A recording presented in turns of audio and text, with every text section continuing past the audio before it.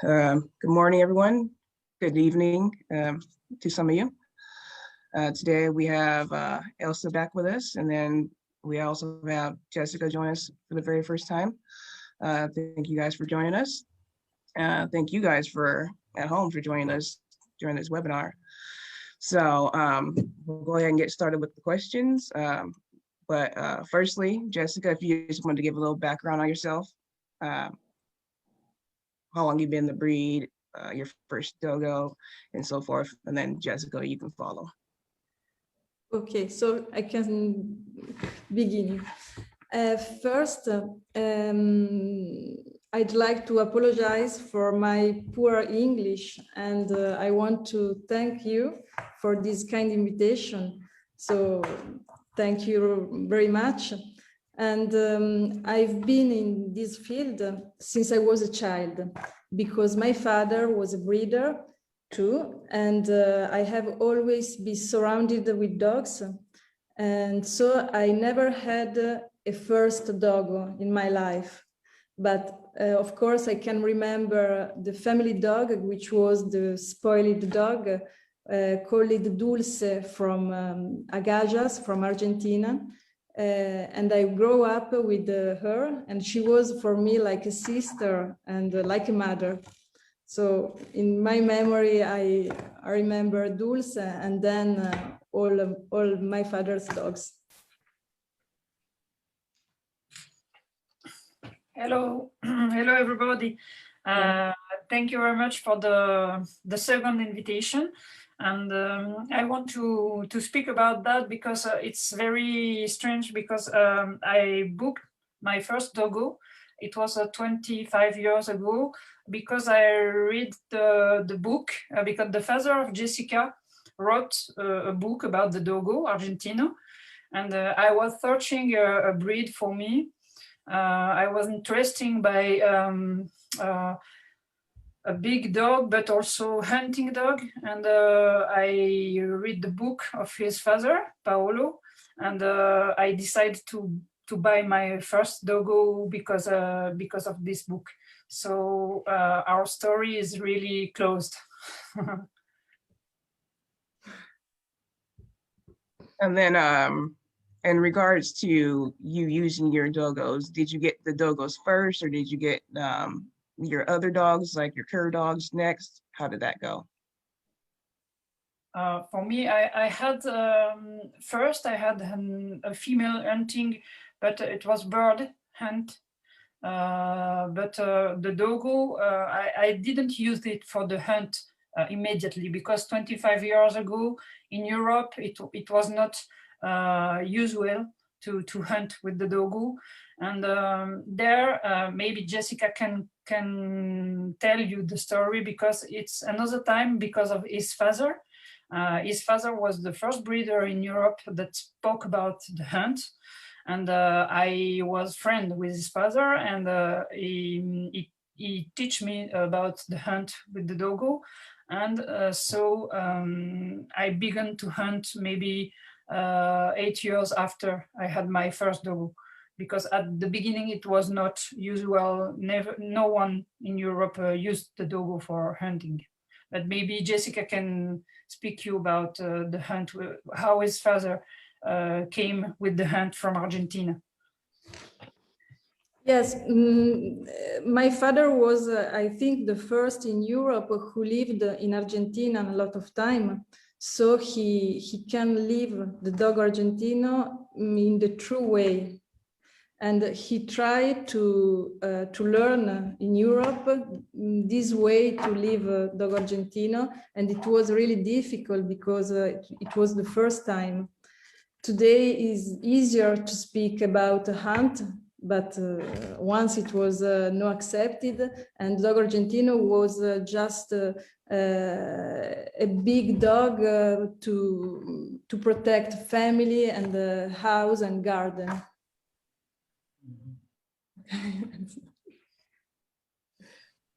In 2000. Now, do you guys just primarily hunt? In 2003. Go maybe Jessica, it was 2003, the big fiesta. 4.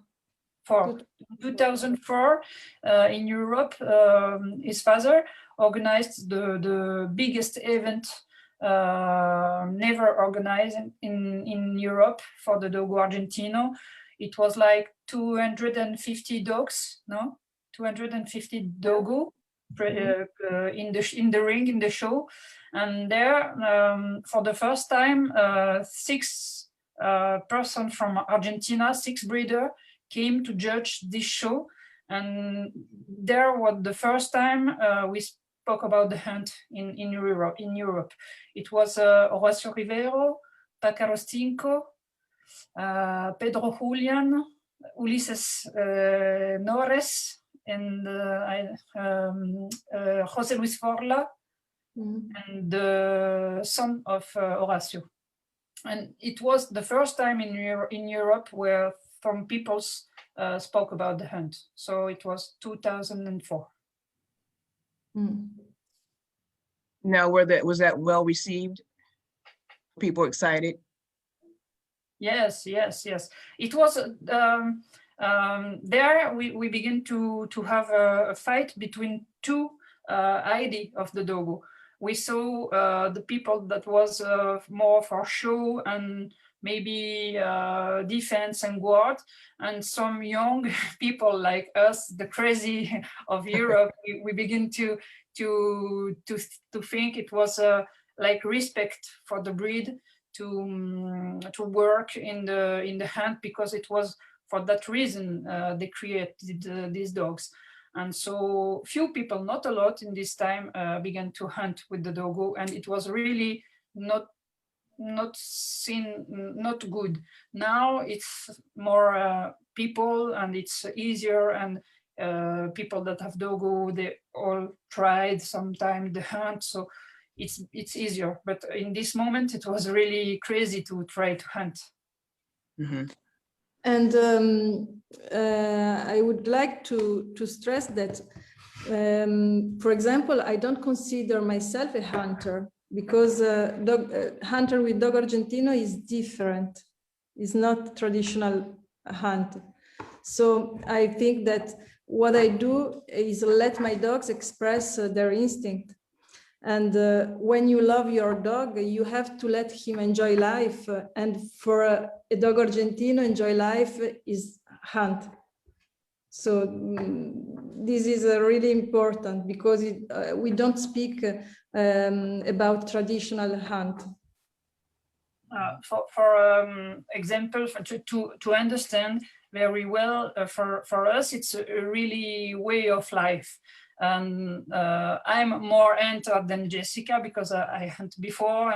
But for example, she do it really for the dogs, because she never killed a boar. She do it really for the dogs. I always kill the boars, but she do it because she saw that his dogs, the dogs are really happy, and it's the job. And so we are all happy. It's a way of life for us. Yes, it's something difficult for me, because I hate to kill an animal. For me, all animals are, I love all animals, but I really make it for my dogs. Now, on the aspect of Dogos being only primarily hunting dogs, or primarily hunting and pet dogs, what's your stance on that? Because I know some people will say that they should only be hunting dogs, or they could be a hunting dog and a family dog and not either or. So I can tell quickly, for me, the Dogo is can be all, but the hunting is just because you must try to keep all the instincts of the dogs. But and you must have a equilibrated dog, very good dog, very sweet dog with the people, and it's with the function you can see every aspect of your dogs. But it's for me and for us, I think it's more of all a part of our family. The Dogo can't be like just a hunting dog. he must hunt with and for the owner. So it's it can be all, but for me the function is important to see all the aspects. And for me too, the primary function of a doggo is to be a perfect life mate. And I think, of course, the authentic life for a dog is not in a small apartment in a crowded city, but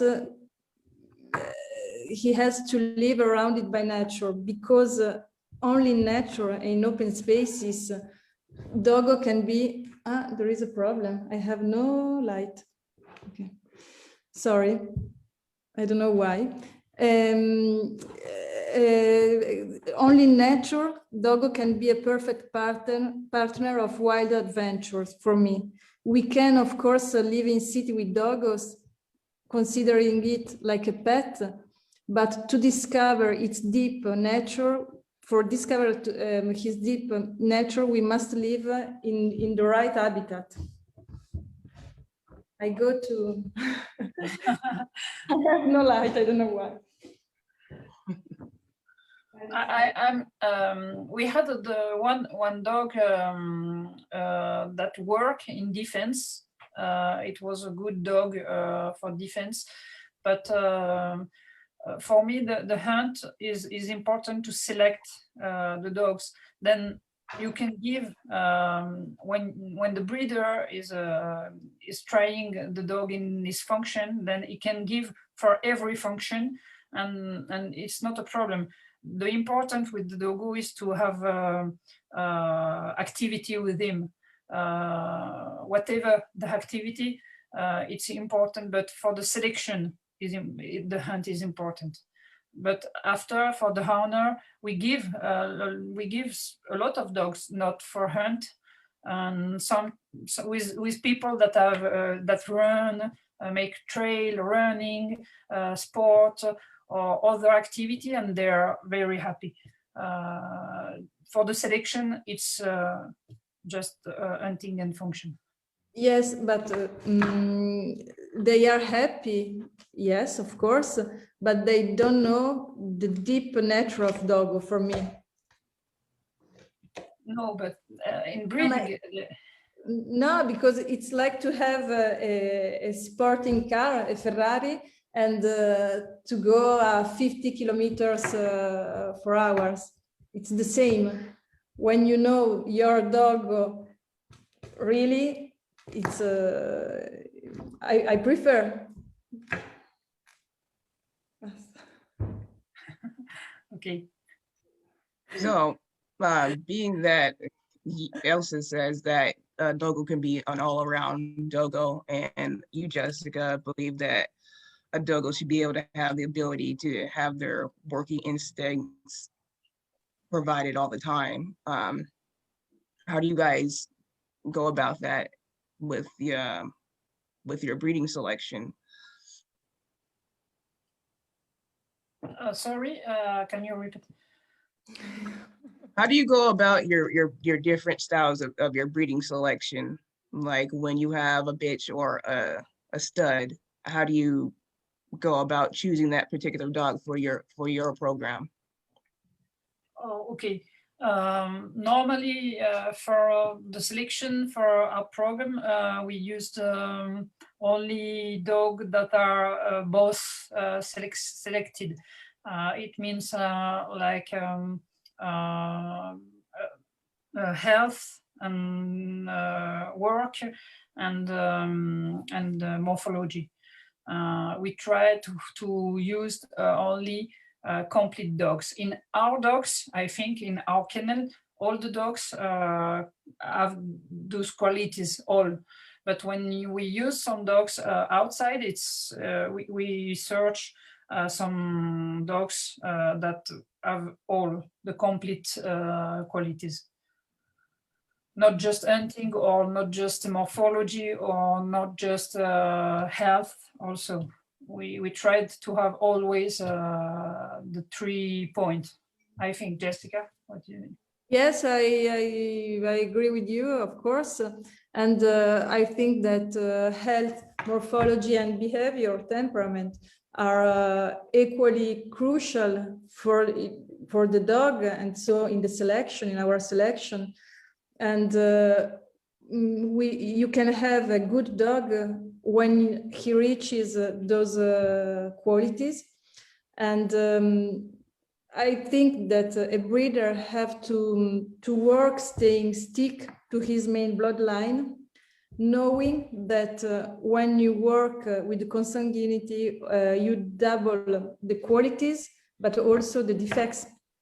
So it is in this moment that you look for a new bloodline. You have to open yourself. And I also think that to breed is like preparing a cake. You have to balance, no, but it's true, you have to balance the ingredients and be able to magnify the savory to make something good, but it's difficult. Yeah, exactly. I saw a question in the from Nicola about the separating hunting blood, about in the genetic hunting blood and dog show blood. And for me, people know me in Europe. I fight a lot with a lot of breeders about that, because I was I fight for this. About genetic, we don't have to separate the two, because the doggo is you must work with hunting and also dog show bloodline. It's the same. The doggo is only one, and it's the worst in the breed. Is to separate it, and the problem is that of course. You have the extremist of hunt and extremist of dog show, and so you will have always this separation. But for me, the good way is to do both, and we are. Jessica can tell you she don't like the show. I'm not fan. We are really more happy in the wood with our dogs. But we decide every year to make the big show with our dogs, because it's important to make both. So this is for me the point. More important is never separated morphology and the hunting. Yes, I agree. And also because we have one standard, and so we must follow it.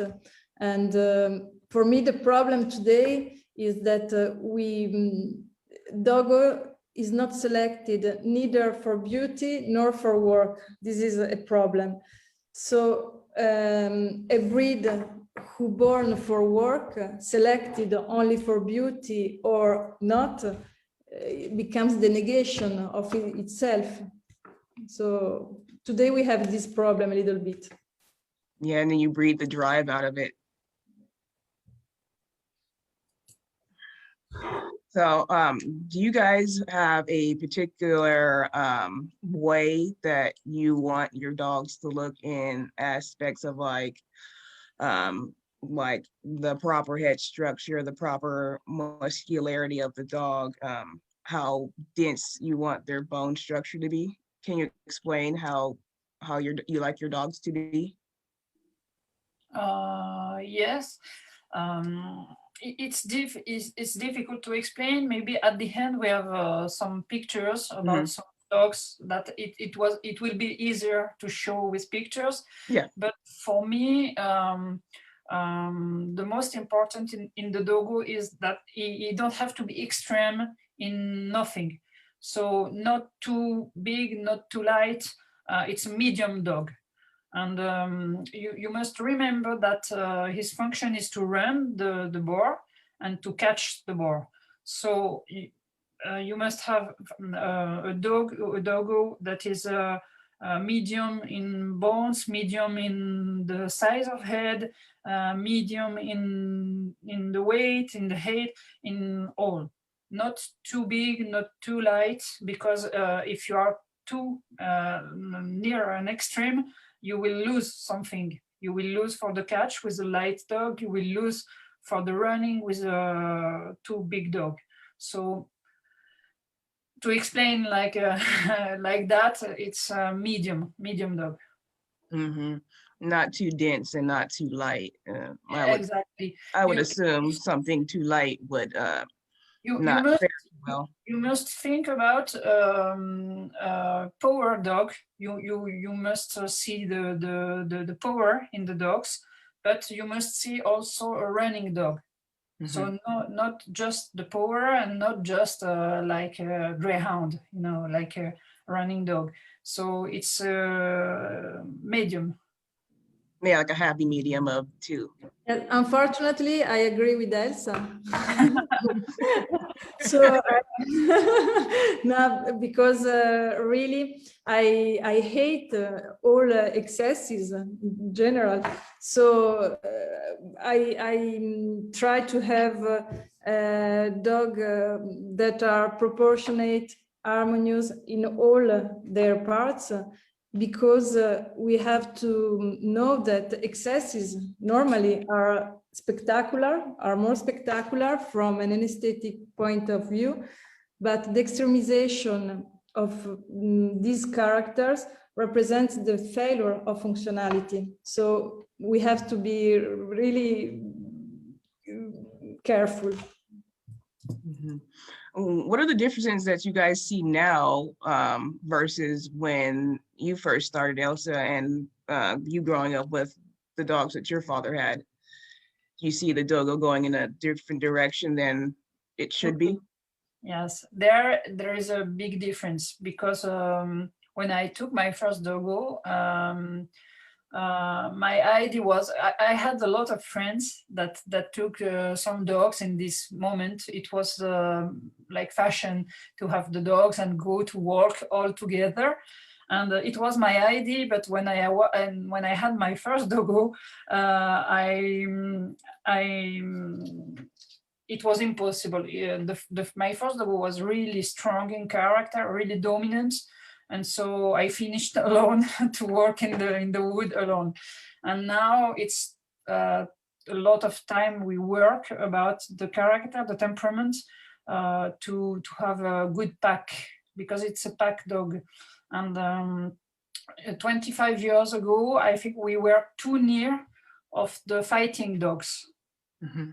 And we had a lot of problem with that idea that the Dogo was a fighting dog. Okay, they created him with some fighting dog, but the goal was to have a hunting dog, and a hunting dog is not aggressive with the other dogs. So we had to correct this problem, this temperament problem. And there, I think Jessica can speak you a lot about that, because his father had this problem, and she and together we worked with this problem, and now we have some really different dogs, and she can maybe explain you the difference she saw because between the breeding of his father and his breeding now.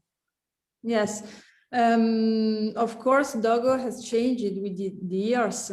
And in the past, dogs weren't that perfect from a morphological point of view, but their behavior was more wild for me, and it was really difficult to handle them. It was they were really aggressive.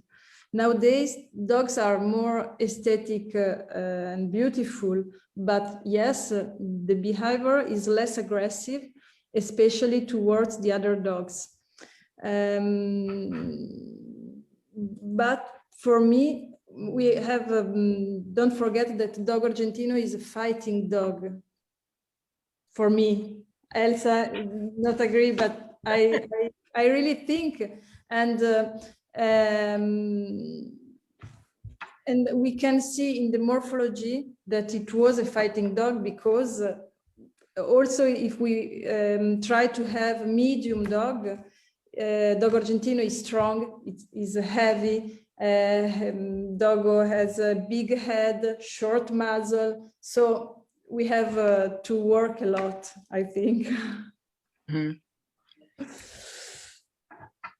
About the fighting dog, we are different in that, because we must live with our time, and the world is changing, and if we want to hunt with the doggo, if we want to have don't have problem with animalist and with protection, and we must have some very equilibrated dogs. And if you have, okay, if you work the temperament to have some good dogs, you can lose in the fight with the boar. It's true. You will not have the same strong in the boar, but if you have some strong dogs, but you can't go out to hunt because they fight with other dogs or with people, they're aggressive, you can't use them. So for me, it's more important to have some good dogs and a good temperament, and then you can work about the hunt with that, because you can go out and you don't have accidents, and it's easier. Mhm. I know some people will say that they're maybe okay with their dog being slightly aggressive with other dogs, but when they're out hunting, they want them to be hunting, like they want them to be not paying attention to any other dogs, but concentrating on the hunt itself.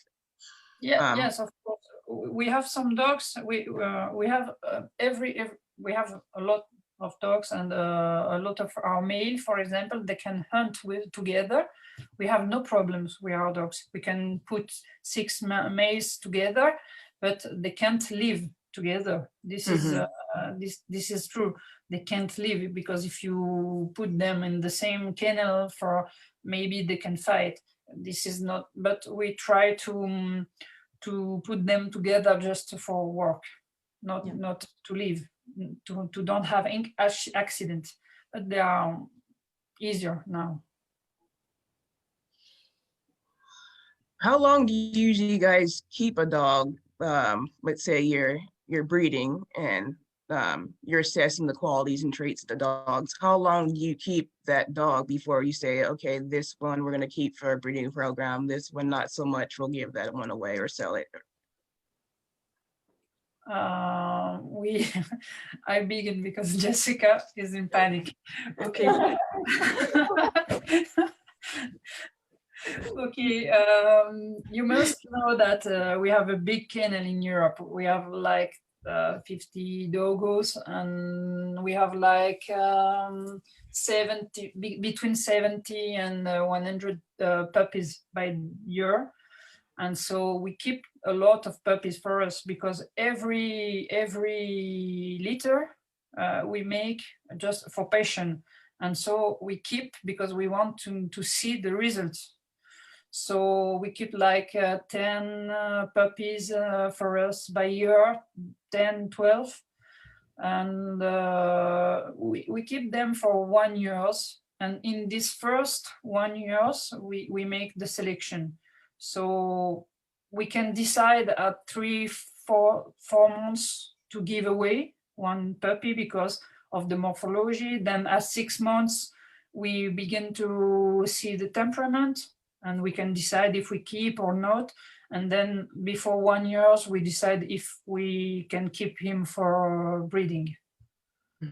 More or less, no, Jessica? It's yes, because for example, we look the puppies every day to see if something change or not, and you have to know very well your puppy for decide after.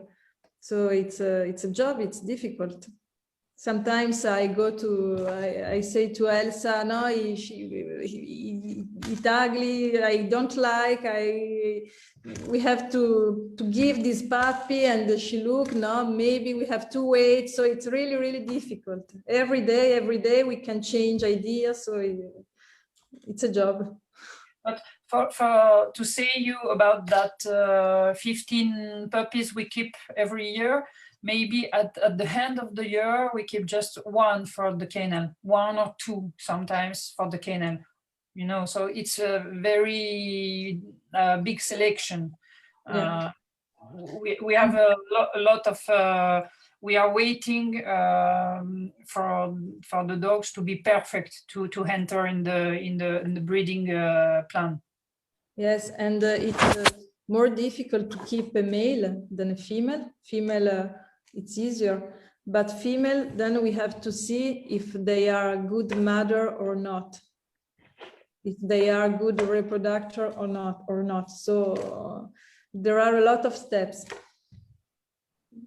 Now, if you have a female that is producing well for you, but not really a good mother herself, like she doesn't tend to the litter very well and you're having to help her out, do you still keep her around for breeding even though she's producing well? Yes, we had this case a few times ago, just because I don't know for those people or those breeders, but the Dogo Argentino is not so easy to breed. Some females are not so good mother, and of course, sometimes we have some female that are not good mother, but they give us a lot in reproduction, and we keep them and we help the litter. We help a lot the litter. This is our job. But if now we had the case, for example, one female that had not so good puppies, and so there, yes, we decide to give away for a family and to stop the reproduction. So it depends what they give in reproduction, not if they are so good mother or not, because sometimes it's not so easy. Mm-hmm. Yes. Now, are there like faults or less than qualities you guys will put up with when choosing and selecting your dogs, and then others that you're just like, no, absolutely not?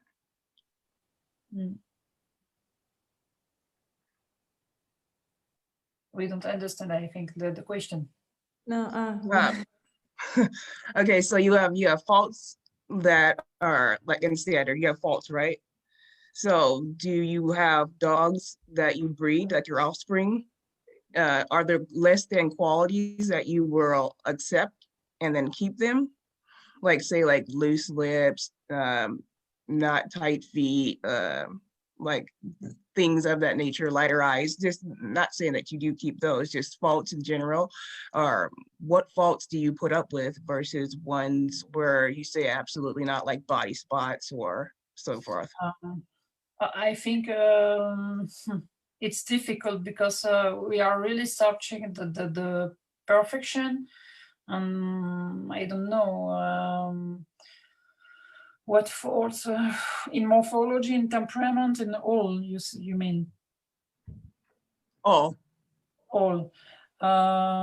Maybe, of course, if we have some dogs that are afraid of the boars, that are not good, and at least they don't bite the boar, it's difficult for us to keep him. If sometimes we have some dogs, they are good in pack to hunt, but not maybe they are not the stronger in catch, and this we can, if they are really good in morphology, we can keep them. About the morphology, I don't know, it's difficult. We try to have the best, but just yes, because I said it's you have to balance the ingredients, so it's really difficult, and it's impossible to have the perfect dog for me.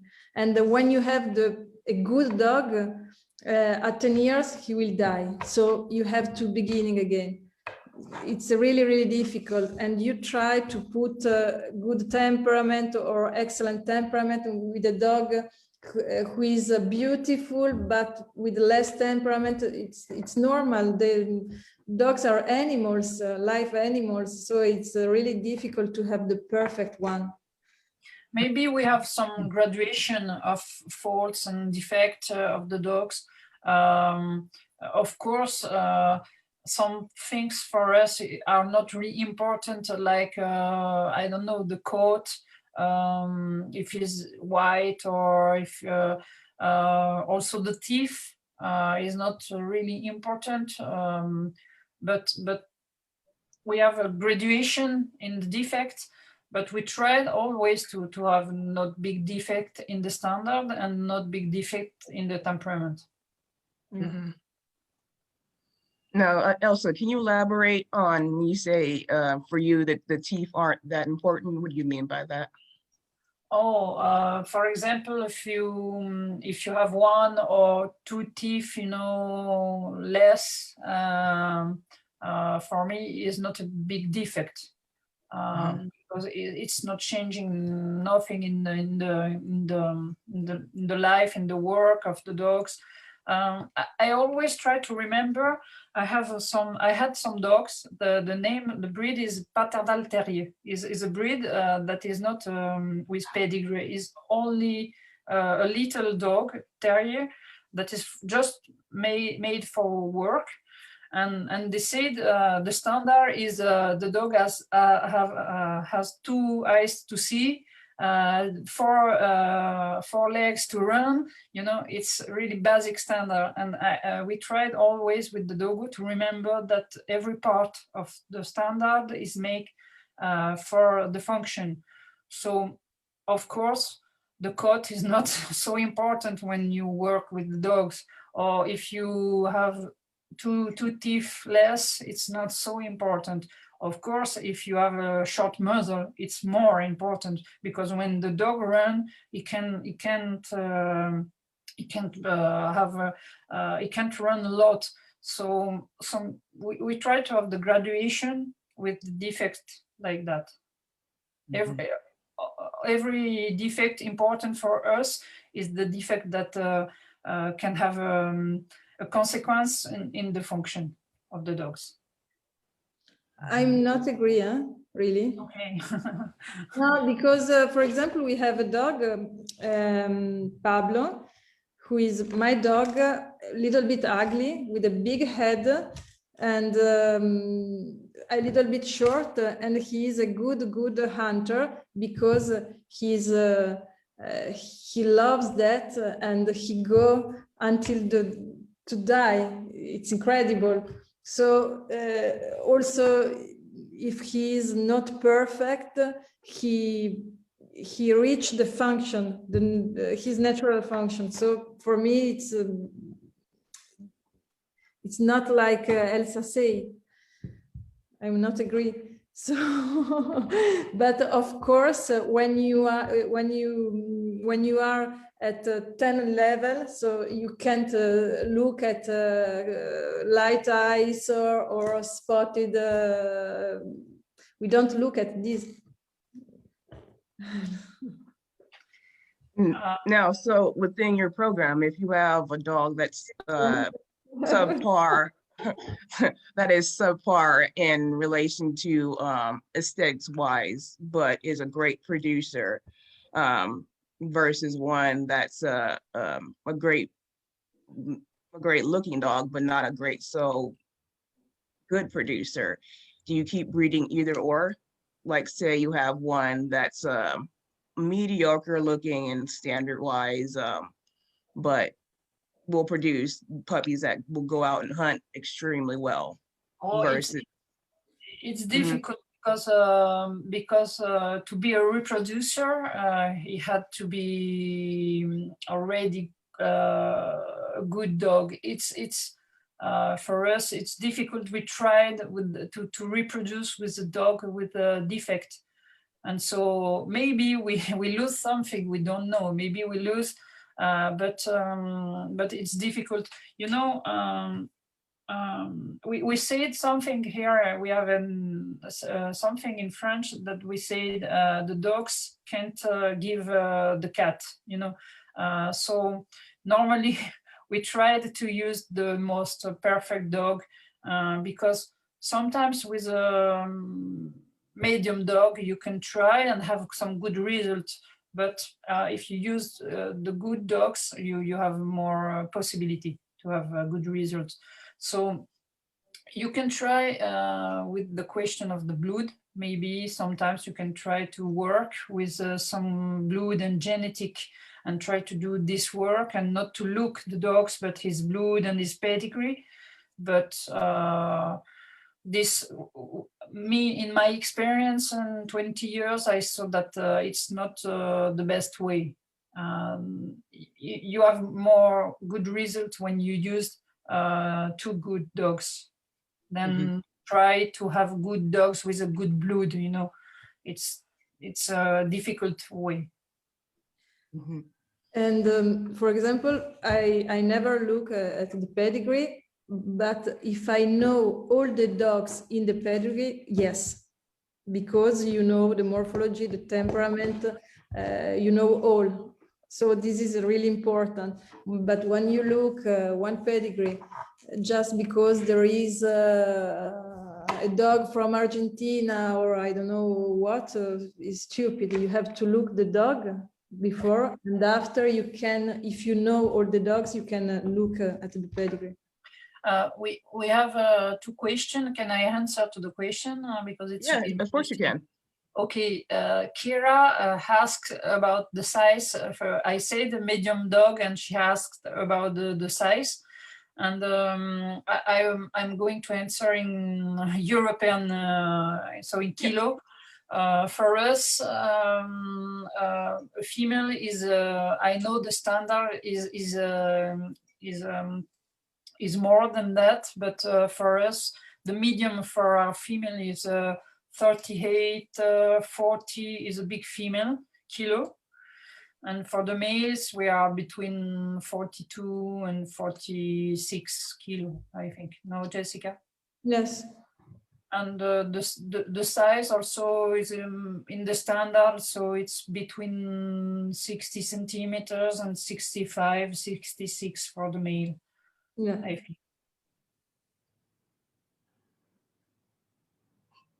This is you know, but inside all those styles, it's we can have a big possibility to have some different dogs, but in general we stay in this size. And for the next question, it is very interesting about how we build a hunting pack. And we never work with leader dogs. We have some leader, some good dogs, no? And then we put with them the soldier dogs. And then we put with them the young dogs, some young dogs, 1 or 2, not a lot, because the young dogs, they want to play. And if there are a lot, they will make some problem in the concentration of the pack. But normally when you saw the dogs, you have 1 or 2, 3 leaders, then you have some soldier, and then you have the young. This is how we build the pack normally to hunt. We try to have the soldier, to have less soldier always, and to have only leaders. But sometimes you have some dogs, they wait for the leaders. No? Yes, but I was thinking that we free 10, 12 dogs at the same time, and it's too much, because when we keep a boar, it's a tragedy, because we have a lot of dogs. So Yes, normally you can sometimes we were with 16 dogs together. So when you catch it, it's just for training. You can't do nothing. The boar is dead. Yes, but we try to exit a lot of dogs because we love it. But normally you can hunt with 3-4 dogs, not more. Mm-hmm. So what do you do with dogs that have inferior traits that you don't want to keep, but you also don't want to be sold? We have different level. When we think that the defect is really important, we give for family dogs. And sometimes when it's just the level of selection that is not so high for us, we give for reproduction to other breeders. It's not to give a bad dog to other breeders, because it's just for us to see. It's not to keep for us, but we want to see if these dogs can give something. We think it could be a reproduction, but not for our kennel, but we are interested to see what we can give. So, and we are working in Europe with some other breeders, and so sometimes we send some dogs to those breeders. Mm-hmm. It's a good thing to work together when you stay too much alone. So it's not the same work. It's interesting to see what other people can do with your blood. It's good to see. Sometimes they make they had good results with your own blood. So it's interesting also for the breeder to see that. Have For you ever me- had like a, for go me- ahead, Jessica. No, sorry. No, because I was thinking, for example, Elsa had a super dog who was a facon, and everybody tried to reproduce with this dog, and for me was not good. So I'm not agree with Elsa, and she know that because She's jealous. She's jealous of his I'm dog. no, She don't want to give his blood. I'm not jealous, but he was really important, and she gave this blood to people, and it was not good because people don't know really the importance, you know. So okay. Now, let's say you have like a stellar dog. Do you repeat breedings or just move on from that and keep offspring from it? If we, I don't understand the beginning of the question. If you have like a very good hardworking dog, and you reproduce that dog and he makes quality offspring, or she makes quality offspring, do you repeat the breeding with those two dogs, or do you just focus on another litter? Oh, this is a very difficult question, because we tried, because we had I have, for example, I made 2 or 3 times the same litter sometimes, and because I had some very good results. But sometimes, I don't know why, this is genetic mystery, I saw that you don't have the same results in the second and third litter.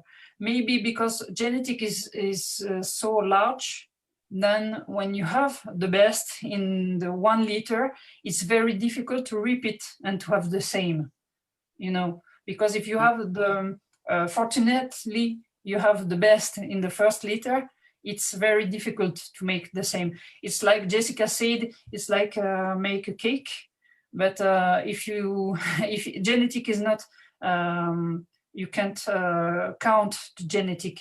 So when you have the cake, the good cake 1 times, if you try another times, maybe you will have not the same cake, you know, even if you use the same ingredients. Yes, I think that it's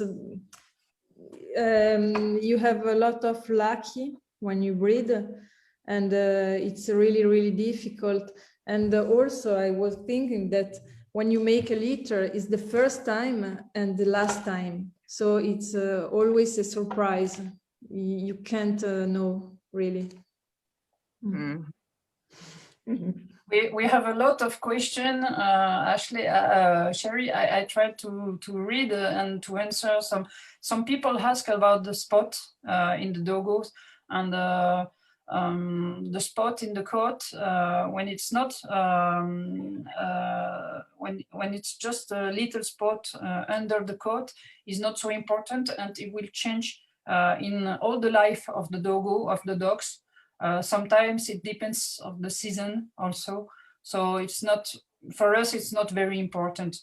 And the same dog can be, one season can be with spot and one season can be white. I know that people, the owners that came and buy the dogs, they prefer a white dog because, but for us in the breeding, really, we don't look a lot of about that. We don't look about. Mm-hmm. Colors are important for people who don't know. It's normal. We have, yeah. Dogo Argentino is white, and they don't look the back, the top line, the legs. For me, this is more important, and then I can prefer a white dog, totally white dog, than a dog with spot. But okay. Also, we have a question about the dominant character by Alexander. We spoke about that before, and we said that of course a dominant dog can be better for just the catch, like in Picadero. But if you want to work in the pack, you have to. You can have a dominant dog, but you have to handle him very well. So dominant dog is difficult to handle, and not dominant dog is easier to put in pack. But for me, dominant dog is not a dog with a strong character, strong temperament. No, because not always. Dominant is with is just with the other dogs. Yes, this so is it's not the stronger character, but they seems to be stronger because when they see other dogs, they seems to be stronger than another dog. But it's Jessica is true. It's not always the sign that is stronger in temperament for the work. Mm-hmm. Like you got another question. We have another one. Okay, how do you manage exercise with females once they become pregnant? Okay, well, when they are pregnant, we don't work with them.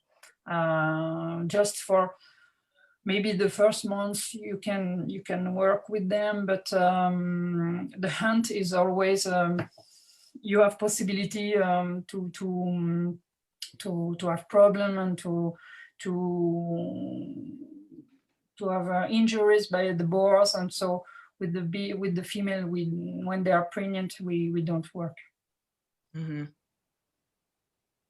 No, I know a few people will say that they would prefer to have the female bred first and then hunt after, because if you hunt your good female and then she dies, you don't have any offspring off of her. How do you guys feel about protecting your female and breeding her first before you know what she's capable of, and then hunting her after? We do exactly the opposite. Yes. Mm-hmm. We work before to make the puppies, because when a female has 2 liters, it's very difficult. She turn in the good condition to work very well. So, for example, we are breeding some female at 3 years old, because for the 2 first years we work with them, and so you know, it's difficult. We know that we can. We lose some dogs. We know it's the possibility. For the male, we try to have the frozen semen. You know, we keep the frozen semen in case if they die. But for the female, you can't do nothing. It will be for me. It will be not honest to breed the female before to know what she's able to do. You know.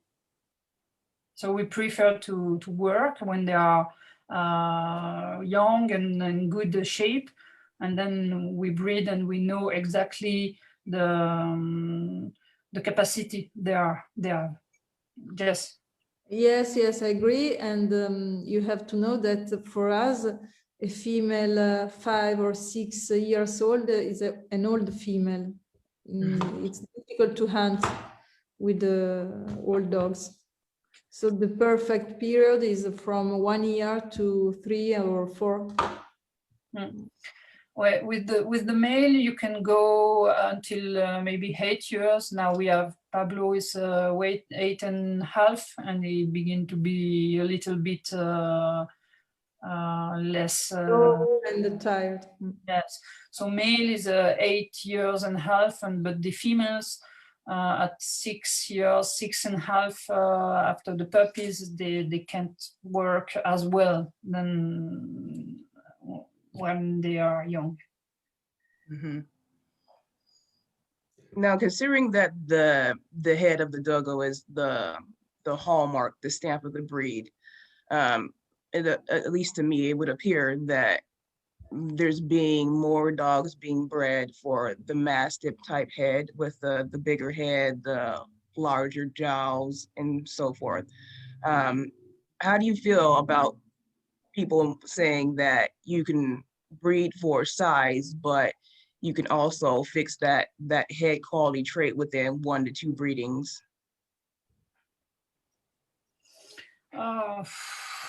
This is a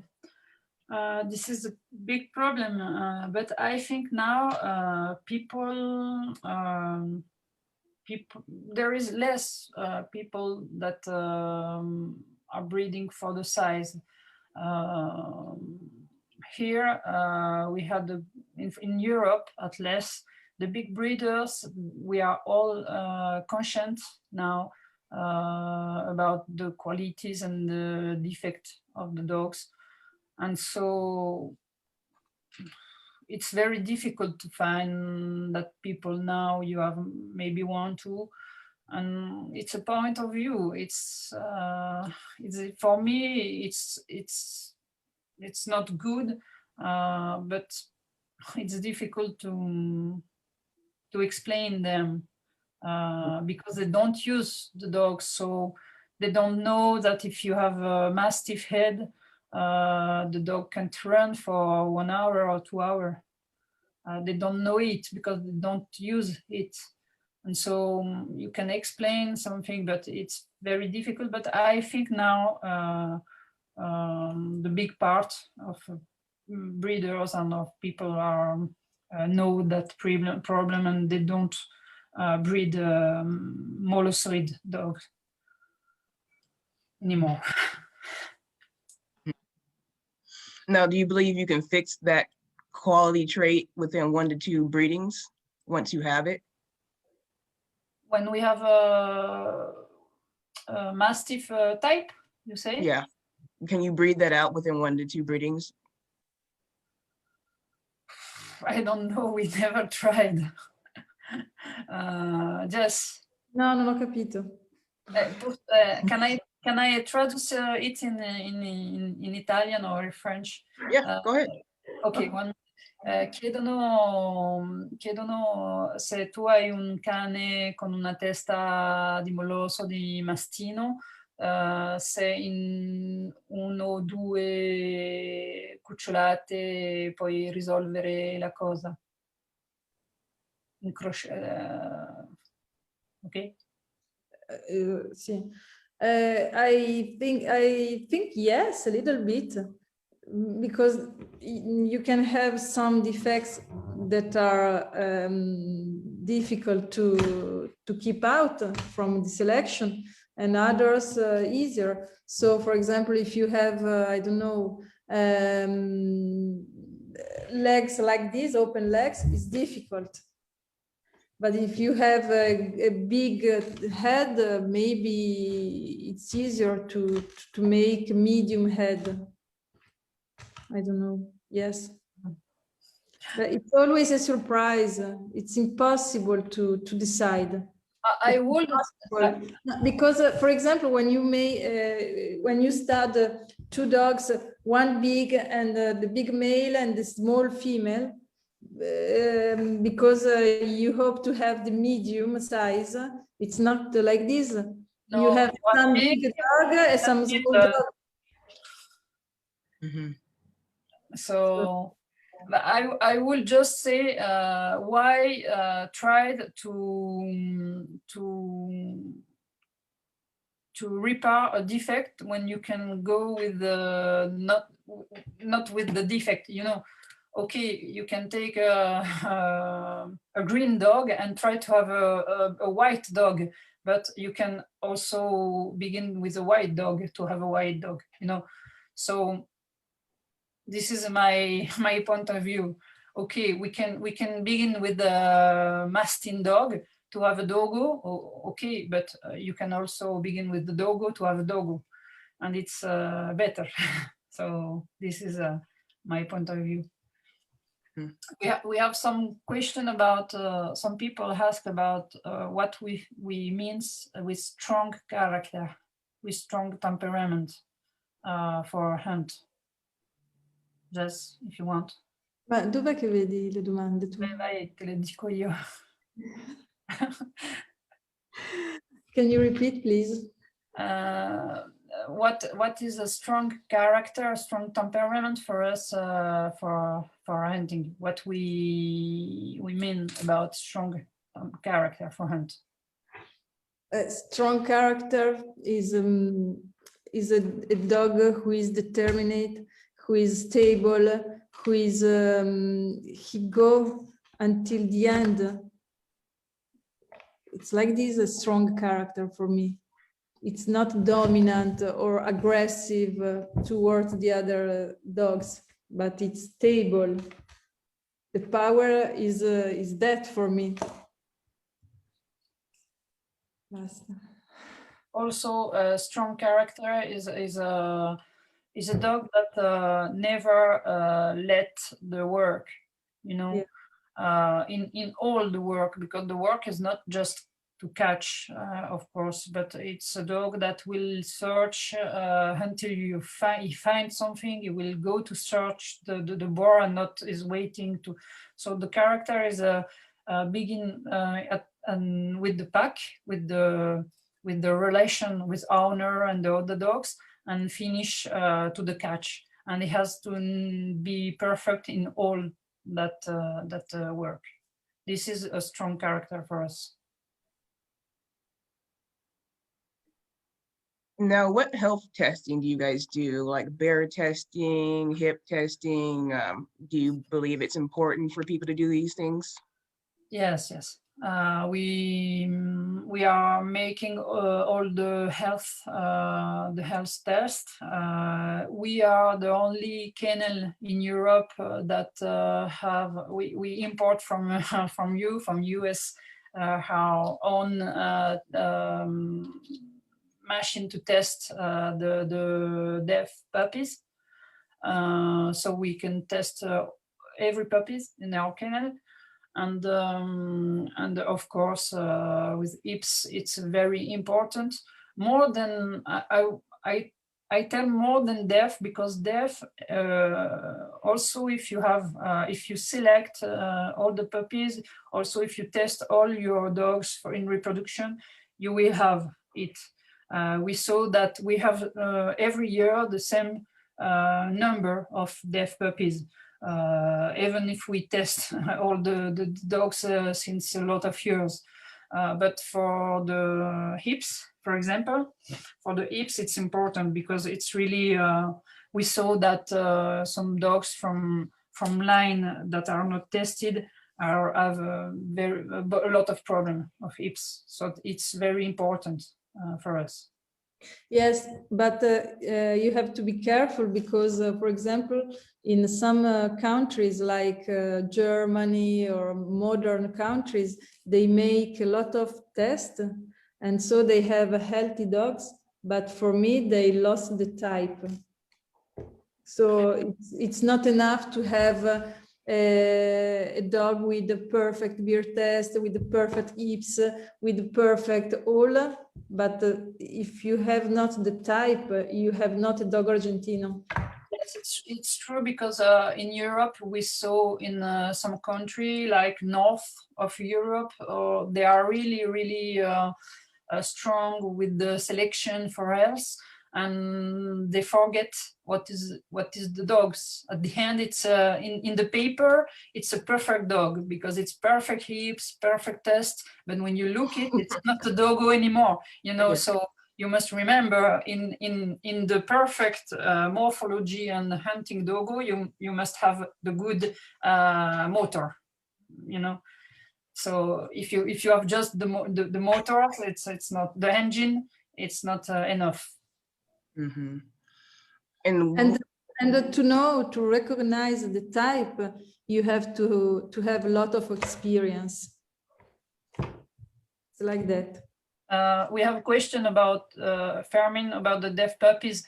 You know, it's difficult. Deaf puppies, it depends in every country of the rules and the law, and so at less it's they are sterilized and give to family, not for reproduction. Mm-hmm. Someone else wants to know, have you had cases of dogs going blind?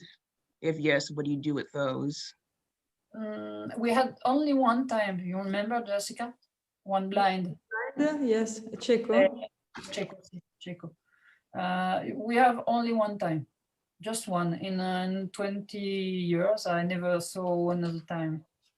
So I don't think it's a defect in the breed. Maybe it was a case. I don't know. I never had more, and I never know breeders that spoke me about blind dogo. And to answer to this question, what do you do with these? Of course, we try to give to some good families, of course, but it's difficult because when you give a problem to someone, you give a problem. So it sometimes can be dangerous when you have deaf puppies. Adult, he can be dangerous. So we try really to find the perfect family for these dogs. Mm-hmm. Also about the health, we have a question by Nicola for the allergic dogs. And this is true, we didn't speak about that. And it's another problem in the breed. And we must to be careful with this defect because we saw that it's genetic. You can have a line when you make reproduction with a female that has a lot of allergic problems. You can have it in the offspring. So this is too important to see in the selection.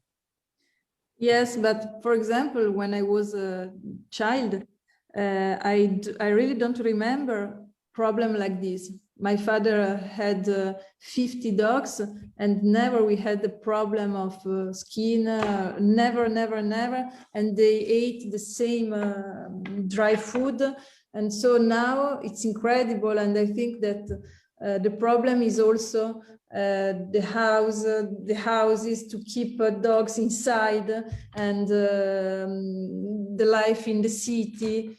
Because, for example, I had Pablo, this dog, in Rome. I lived in Rome some years, and he had a lot of problem. And when I go to France and I put him in the kennel with the others, now he has no problem. It's incredible. He changed his style of life, and now he has no problem. So yes, we saw.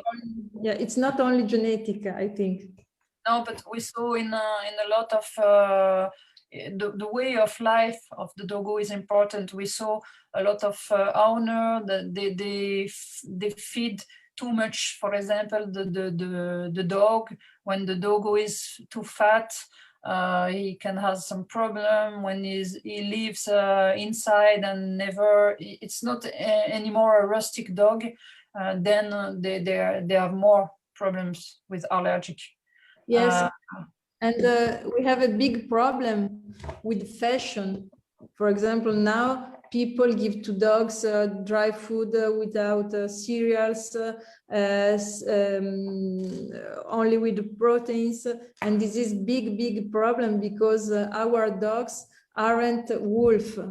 They don't live in the wood, they don't live with snow, or I don't know. So it's not good to give rich dry food, because we have normal dogs. So it's million years that the dogs live with the human, and so we must, even if in morphology is like carnivore animal, but is in reality he must hit like the human. If you have a dog wild outside, he will go in near of the human's house to find food, to find what we are eating, because it's not a wild animal, it's not a wolf anymore,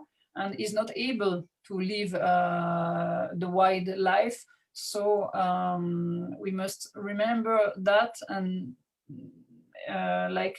just say, we have a lot of problem now with the fashion of that food just with meat. We had a lot of problem, and as breeder we say to the people that buy the puppies, don't take this food because it's too much protein for the dogs. And as for us, if you eat only proteins, it's not good for the health. Mm-hmm. Yeah. For me, the small birds who stay on the head of elephant or animals, for me, dog is the human parasite. So he can eat the same. So for me, it's like this.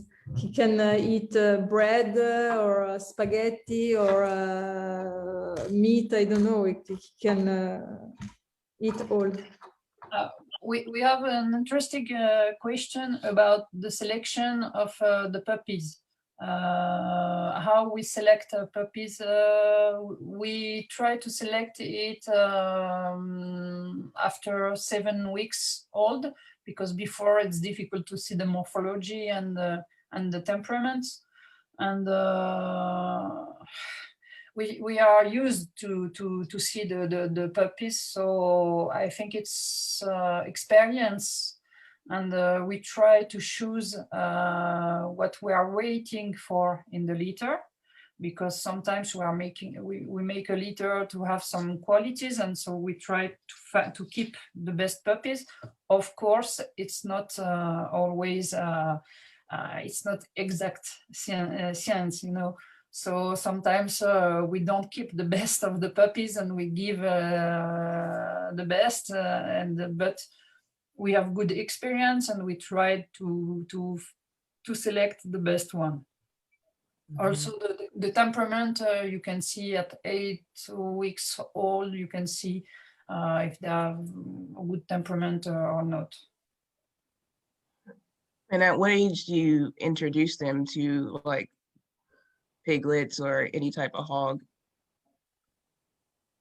Sorry? At what age do you show the puppies hogs or piglets to see if they have interest Okay, in them? okay. Um, 5, just 6 months old. Yes, yeah. yes, because if the puppy is too young, you can he can be afraid. So you have to be careful. And normally we put young dogs with the pack so they can see the other dogs more experienced, and it's easier for the dog, for the young. Answer for Annette. We are in the south of France, near the coast, Azure coast, near the sea, in the south of France. And we have a question for Chad. It's difficult. For me, the advice is to, if you begin with the hunt and with this breed, you must contact maybe the club in USA. You have a good club, and to have contact with breeders that are hunting with the doggo near of you, and to learn with them, and to speak with them, and to go and have experience with them. It's better because in internet you can find all good and bad advices also. So it's better to speak with people with experience. Mhm. It's like everybody in the Facebook groups asking everybody about something. Yeah, You'll get a million answers. we have a lot. Maybe we can see the pictures if you want, or Yeah. if you have other question, it's not a problem. So we'll go ahead and move forward with the presentation that Elsa has. She just has a few pictures that she's going to share and then give the meaning behind those pictures.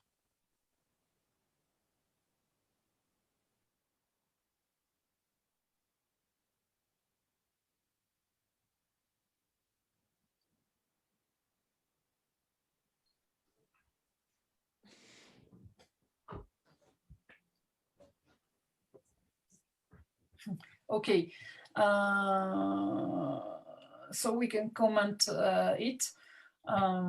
This was in 2015, and we were preparing a pack for the last hunting competition in Europe that was in Spain. And I shoot this picture because to show you the dog in the center. It's Falcon, the dog that Jessica spoke before. For me, in Europe, in the last time, it was a really important dog, historical dog, and we won with this pack the competition, the hunting competition. And it's just to show you that a beautiful dog must be complete. So those dog was one of the most important for morphology and for blood in Europe, but it was also a perfect hunter. So it's important to have, and it's possible to have both. This is 25 years ago.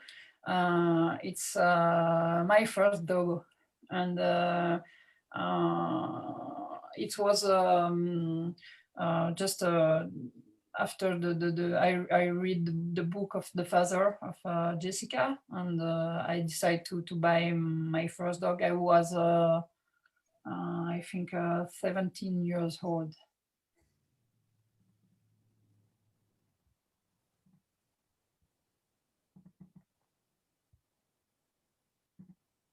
Okay, this is Jessica in show with one of our dogs.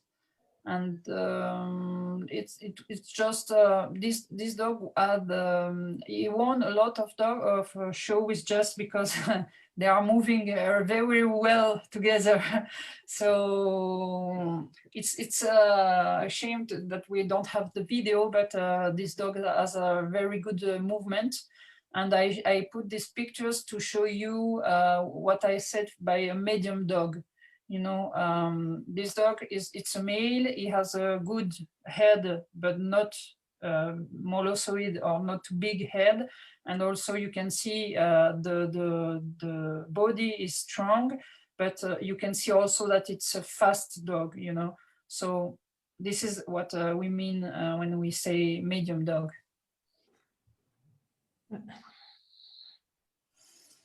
Okay, this is after hunt. This dog is one of our best dog now.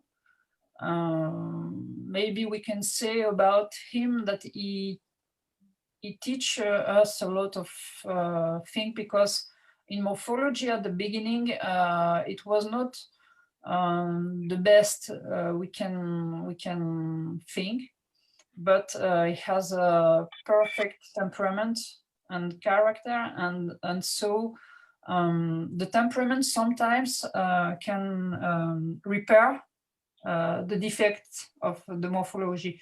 Now it's in morphology, it's very good dog, and I put this head because it's a son of Facon, and the head is very similar of Facon, and for me it's the type of head that I like, the type of head of my dogs and of my kennel, and is the best hunting dog I had. So very important for us. Okay, there, maybe Jessica will cry. So this is the example when we said about the female we hunt before before to breed, and this is the best example. This female was perfect, and we hunt with her, and she died. She died before to have the first litter, and for me it's a loss, very big loss, because she was really perfect female. And but it's our responsibility, like owner, it's our responsibility to work with our dogs, and we accept this is a pain and sadness for us. It's very difficult for us. We are not when we lose our dogs, it's very difficult, but we accept the game, we can say the game. I tried to repeat this litter, so it's the second example you asked me before. We tried to repeat this litter after we lost Heroica, and we had not the same result, never. So of course, when you hunt and you lose a dog, a good dog, it's a big loss. It's a big loss. Mm-hmm. Now, since this picture is up, I just had a quick question about the pirate patch. Now, is that something you guys, like I know you said the spots on the body or the small ticking in the fur is less of an importance to you as the other features of the dog. So do you feel the same way about the pirate patches? Oh, sorry, I don't understand the question. Earlier, people were talking about, someone had a question about the small spots in the fur. And you were saying, or Jessica, I believe, was saying that not to focus so much on the spots in the fur as much as the other qualities of the dog, correct? Yes. So how do you feel about, do you have that same stance with the pirate patch on the face, or is it different? Yes, the spot was a little bit too much for us. It's the maximum is that spot, of course, For me, for example, I like the pirate dogs. And when I saw a puppy pirate, it's difficult. I I have to fight with me with my to don't keep it. Jessica, for example, she don't like. So inside the standard, you can choose what you like. But a big spot in the head, of course, is a defect. So we try to don't keep it. This is the maximum. In this female, we never keep more than that. Mhm. And there are a lot of legends because dogs with spot are not stronger than white dogs, or it's not true.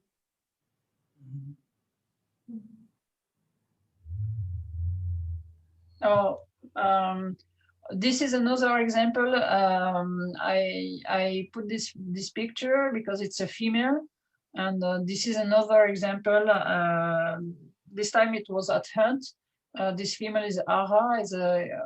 Now she died also, and it's an example about what we said about medium size for a female. So you can see she's stronger, but also she's light. And she has a good head, medium-sized head, and so yeah, it's for me a good example of female.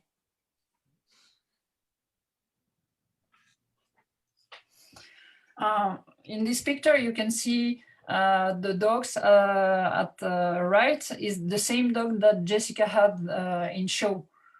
And if you remember in the show picture, the dog was a little bit strong because he was around with other males in the ring, and you can see there with these little children that is a very good dog. So with the picture is an example that the dog must be complete, a family dog, and also a good hunting dog, a working dog, and show dog. He must be complete, and he can be complete when he's a good temperament. Also, the second dog is a dog really the one with the little one in the back is a complete family dog, and but also is a great character.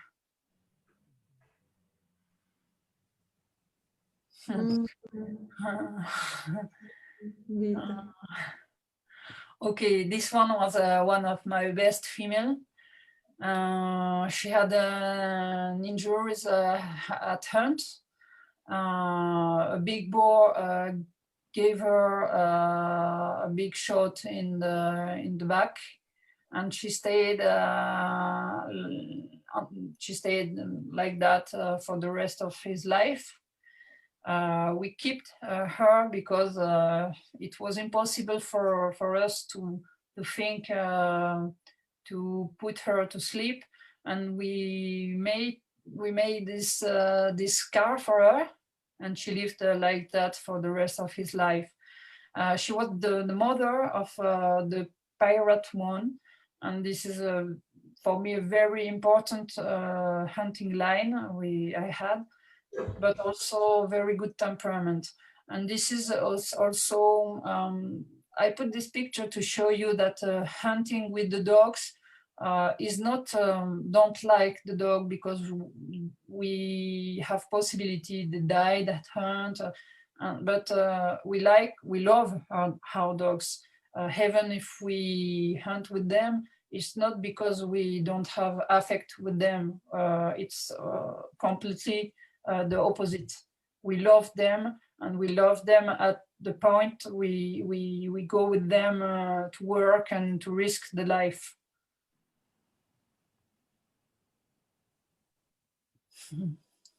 This one was this is our pack. It's after the hunt. We have the black dog. We use sometimes with the dogo some cross dog or some cure dogs to help them in the work. There, for example, you have the black one and the one that Jessica has in the hand. There are two males. They grew up together. They are best friend in the life. The more intelligent is the black one, but the best soldier is the white one.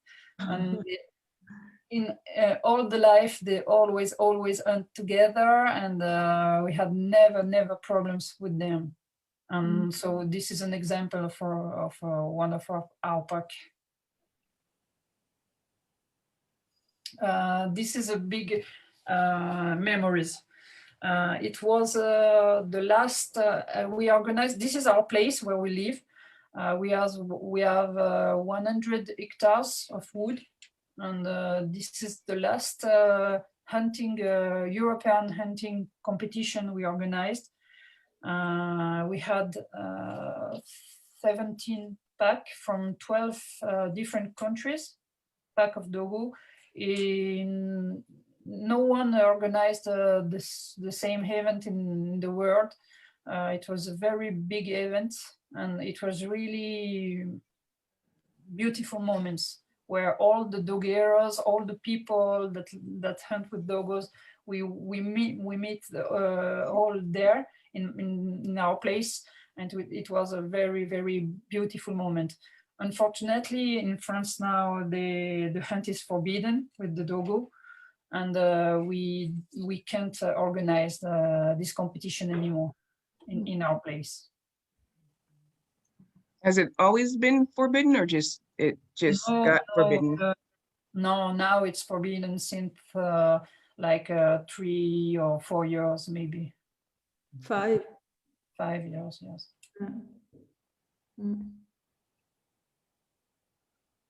This is the same. It was the competition. This is the pack that won this year. It was from Spain. Now, what was the competition? Like, how did you? Was it winning, or was it the best, or how did that go? Oh, we had I don't know how to explain. We had some criteria like the time to catch, the work of the pack, the work of the dogs, the stronger of the catch. We have different criteria, and we have some judge. There you can see Zlatan from Romania, Rangelov, and Horacio Rivero, that was judge, and they gave some point for every critters, and then at the end with the points we can have the best pack. We had for example, we had some point for about the searching of the pack, because they had to find the boar, the running, they had to run the boar, the catch, they had to catch. So it was really a complete work. And also the pack was important, because we had some pack that came, and after 10 minutes the dog fights, and so we have really complete work there. Not only catch, and it was really interesting competition.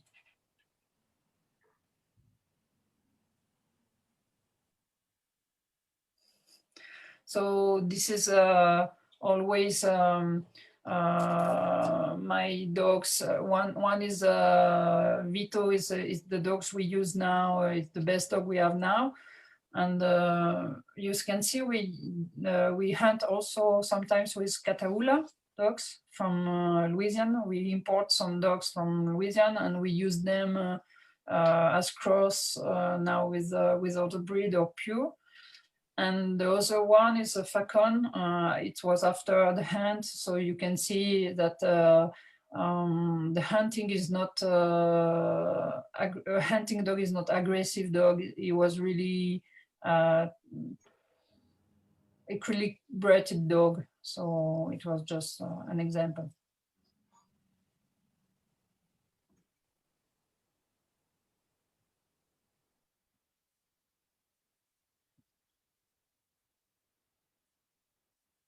So we can see it we don't have a good quality, but this is our place, and this is when we train our dog. We try to, even not for hunting, just for sport and for condition, we try to take them by pack, like 8-10 dogs every time, and to go and to run with them. We have quad, and we go to run with them each week as far as we can. It's training. It's very important for the mentality of the dogs. Mhm. That was the last slide. All right. So if anybody else had any questions for Elsa or Jessica before we wrapped it up, feel free to go ahead and ask. Give you a minute or two to get your questions in there, and then we'll wrap it up.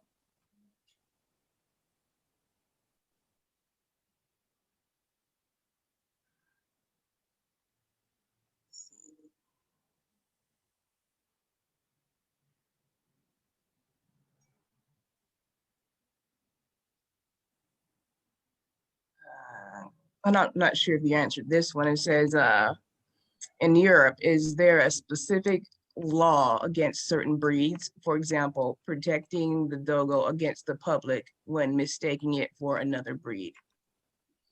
In France, no. We had at least we had this possibility, that is, the dogo is not in the dangerous breed. So no, but in Europe, in each country, it's different. For example, dogo is forbidden in UK, and in some North country is totally forbidden also. And in some country there is no law, so it's different in each country. Mm-hmm.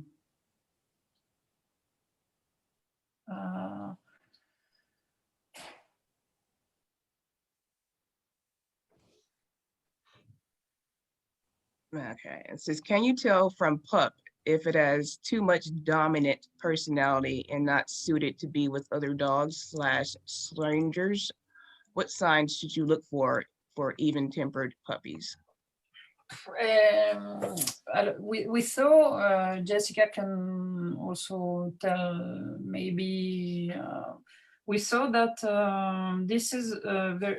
this can change a lot. A dominant puppy, when he's in his litter, is not always a dominant dog after, because the litter,